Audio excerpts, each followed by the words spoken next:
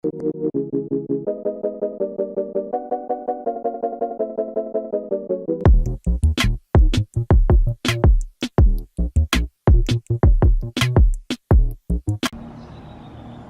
what's going on guys? John here, and today I wanted to do a video review for the Masterbuilt Gravity Series 800. This is actually a griddle, grill, and smoker all in one. And in this video, I'm gonna walk you through the installation. I'm gonna just kind of give you an idea of how the grill works, and I'll really talk you through everything that I've done in terms of my own research and just taking time to really understand how this grill works. So let's first start with the installation and setup. When you get this, the box is fairly large. I was actually able to fit it into an SUV. I bought it from a local retailer, but ultimately you can buy it online, have this sent to your house, and you can build it yourself. I recommend a second person helping you with the entire build. It took me about 2 hours with another person helping me assemble a lot of the parts. Overall, there's just a lot of screws and various components that you have to put together, but overall it wasn't too bad. Everything was very straightforward, and the instructions were very clear and easy to follow. So once we had it all assembled, I went through the initial pre-seasoning steps. Basically, you have to run the grill as is to get it kind of ready to go for your first cook. And I've now since done our first cook on this, which was burgers, and they came out really nice. So I'm gonna go through some of the functionality of the grill and how this works. Now, first off, with the 800 series, this comes with a griddle, and that's why I decided to go with this particular model. If you go with the 500 series, it does not come with the griddle, and essentially you have a smaller footprint in terms of what you could actually cook inside the actual space of the grill. If that's not a big deal to you, you don't need the griddle, you're not going to be cooking things like breakfast foods, eggs, bacon, things like that, then just go with the 500 series. If you're looking for something with a really large footprint and you do not need the griddle and you want more space, you're doing huge cookouts, barbecues, then go with the 1000 series, as you're going to have a lot more space inside. I decided to go with the 800 series because I really wanted the griddle, and I thought that this would be enough to still host fairly large parties if we were going to make, you know, a lot of food, do like smoking, cookouts, things like that. This would be enough. Now let's kind of go through some of the functionality of this and just the overall setup of the grill. You have this front section here which can actually be folded down, this tray that's in the front. You have a second tray here on the left. I actually left the original paperwork on here, so I'll show you some of that in a bit. And then you have on the side 3 areas here which you can hang accessories, things like that. I have my grill brush down here. You have on the front 4 different probes that you can connect for meat. It comes with one of them. It's a fairly long probe, as you can see, fairly easy to use. I was able to use this for our first cook and it worked successfully. But if you want more of them for multiple meats, things like that you're cooking, you have that. In terms of functionality, you power this on and it immediately gives you a LED kind of setup here. You can use this twist to kind of change different things from temperature to time. As you can see right now, it's telling me the temperature. I could set a time on the cook. I can set different temperature modes as well as what it is that I'm trying to get the temperature to. This does have Bluetooth and Wi-Fi connectivity, so you can use the Masterbuilt app. I'll see if I can pull that up here to the end of the video and maybe show you that a little bit. But the general idea is that we want to set our temperature. So if I was going to, you know, say cook burgers, and I want to do a specific temp that I want the grill to get to, I can set it to 400, and then we're good to go. If we want to go higher, we want to do some searing, we could go all the way as high as 700. I believe. So 700 is the highest setting, and then if we wanted to do kind of low and slow cooking, maybe you're going to be smoking something like ribs or whatever it may be, you can actually go all the way down to 200, say like 250, 225, somewhere thereabouts for smoking your food. Now, I'm going to power this off for now. In terms of the inside of the grill itself, you do have this nice temperature gauge here in the front. It kind of shows you smoke, barbecue, grill, and sear, and this will actually go up as the temperature rises. It just has a probe built in right inside here. This particular model, the 800 series, has the 2 top trays, so you have plenty of room for cooking various foods, and the actual grill grates are quite nice as well. You have a sear side, which is more of a flat side, and then the other side, I'll actually just take this out, has a smoking side. So this is designed for smoking specifically. So you can flip these as needed and then just put them back into their respective areas. Obviously, as you cook, you just, you know, clean them off with the grill brush, pretty standard.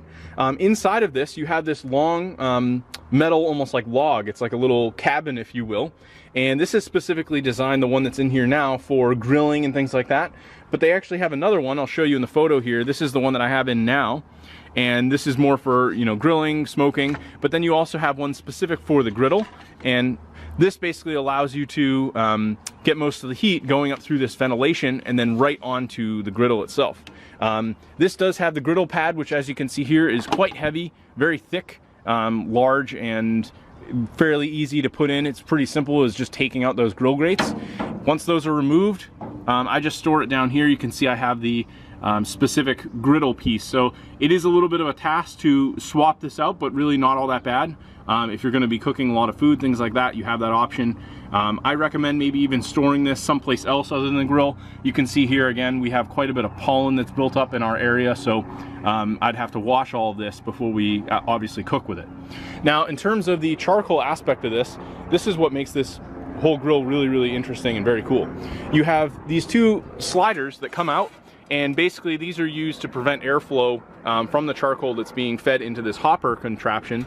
And you also have a fan that's down up in here. It's almost like a large computer fan, and this actually takes the heat from the charcoal and pushes it into the entire contraption, this large metal shroud that's inside. So it's very ingenious how they came up with this, but I was able to load this with charcoal. So you have a handle here, you can lift this up, and you can see here I've got this pretty much about 75% of the way full. It'll take one full bag of charcoal to fill this, so they designed it in a way that you can actually fill this entire thing with a single bag of charcoal. And there's also sensors all built into this. So if this is open while I've got the grill on, it will actually shut off and stop the fan, stop the heat. So there's a lot of protections built into the grill, which I really like. You also have the lighting mechanism here. So this opens, and basically all you do is you've got your ashtray down here, so you can see from doing a few cooks, we can pull this out, and here's my charcoal ash. Now in terms of lighting, we basically have this slot that's up here, and Masterbuilt came up with these ideas to build like a log, and I'll actually grab them. I have them in the house here. You have these fire starters. So Masterbuilt built these little fire starters. It comes in a pack of 48. I'll just take these out here just to show you what they look like. And you basically have a cube here, and I can break them. They're already kind of sliced, so it's fairly easy to break them apart. You can see I'm actually doing it with one hand. And now I have a fire starter ready to go. So what I'd essentially do with this, so I'll come back outside, is I'd take my fire starter and I actually load it into this slot here. And I just put that here, and you can see it kind of just sits right under all the charcoal. And you just light this, that will light on fire, and then now the charcoal will ignite much easier. So it recommends you don't use any instant charcoal with this. I believe I'm using Kingsford, I think is the brand, and that seems to work pretty well. But one thing I will recommend is between your cooks, you just kind of shake this out and make sure there's no ash, otherwise it won't light. If there's any problems, like maybe the charcoal doesn't get lit during your initial setup, then obviously you could take all this, you could take the ash and kind of empty it, things like that, and it's easy enough to kind of troubleshoot based on different error codes that they'll provide to you.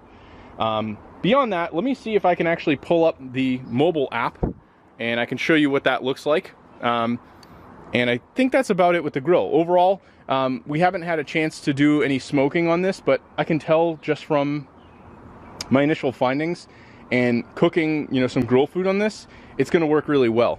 Let me show you the app here. This is what it kind of looks like.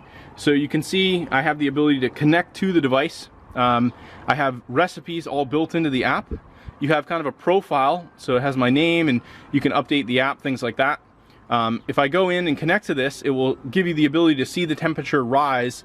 So if I was inside the kitchen and this is outside cooking, I can see if our set temp is good to go, bring the food out, and it's all good to, pretty much letting me know, hey, we're good. I can set times. I can see the temps on all the different probes.